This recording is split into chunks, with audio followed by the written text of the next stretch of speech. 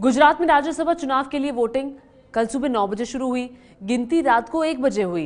नतीजे करीब 1:45 बजे आए और इस पूरे सियासी ड्रामे को सिलसिलेवार तरीके से आपको दिखाते हैं कि क्या क्या कब हुआ।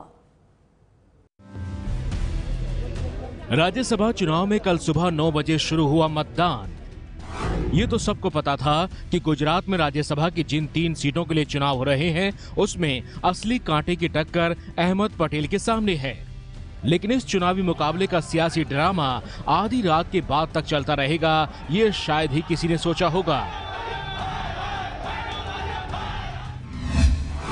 शाम 5:30 बजे कांग्रेस ने की शिकायत।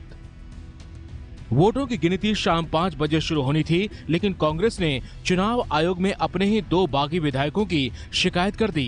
कांग्रेस ने आरोप लगाया कि विधायक राघव जी पटेल और भोला भाई गोहिल ने वोट बीजेपी एजेंट को दिखाए। इसके बाद तो चुनाव आयोग के दफ्तर पर कांग्रेस और बीजेपी नेताओं के दौरे शुरू हो गए।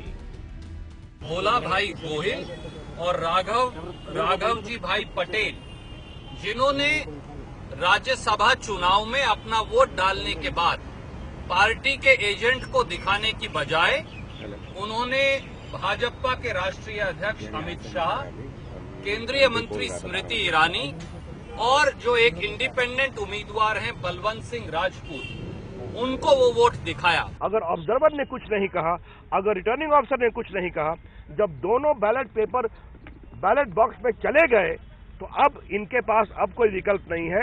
अगर लड़ना है तो जाए इलेक्शन कमीशन पिटीशन जाए, अगर कोर्ट ऑर्डर करेगा तभी वो खुल सकता है। It is a completely irrelevant argument.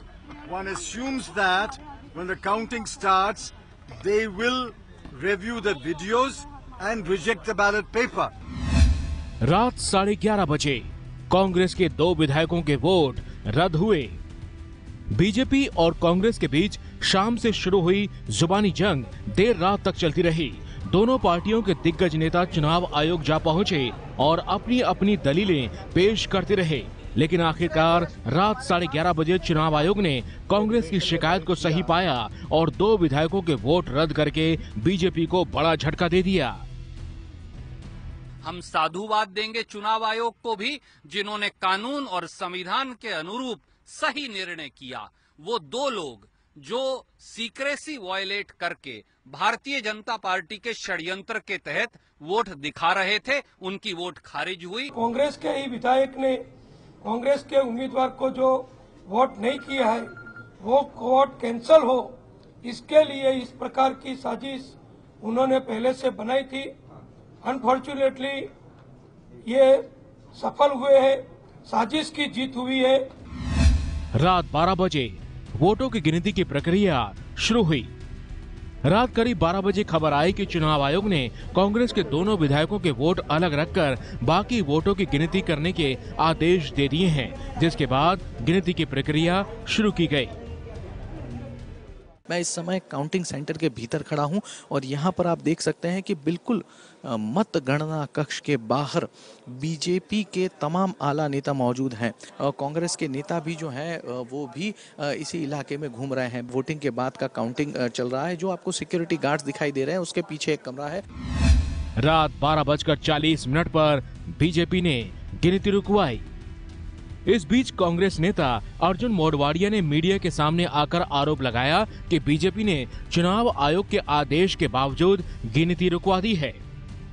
चुनाव आयोग ने कैंसिल किया, अभी आज ऑर्डर होने के बावजूद भी गिनती शुरू होने नहीं देते। इसकी वजह से डिसीजन नहीं हो रहा है। इलेक्शन कमीशन को ये सीढ़ी अभी देखनी चाहिए और पूरे देश के लिए, मीडिया के लिए, लोगों के लिए आज ही रात सार्वजनिक करनी चाहिए।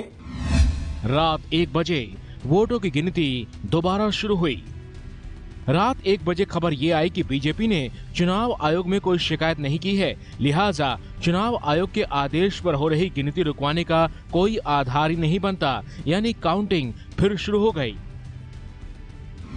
रात 1:50 पर नतीजों का ऐलान। रात करीब 1:45 बजे वो खबर आई जिसका कांग्रेस को बेसब्री से इंतजार था। काउंटिंग सेंटर के भीतर इस समय माहौल बिल्कुल देखने लायक है।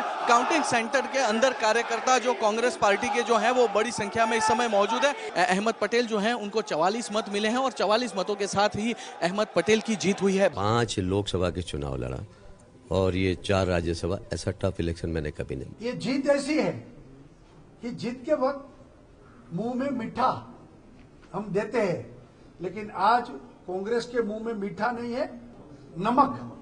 मैंने बताया ना, हम जरूर कानूनी कार्यवाही करेंगे। कांग्रेस नेता अहमद पटेल राज्यसभा की सीट जीत गए। उन्हें 44 वोट मिले। कांग्रेस कार्यकर्ताओं ने पटाखे फोड़कर जश्न मनाया।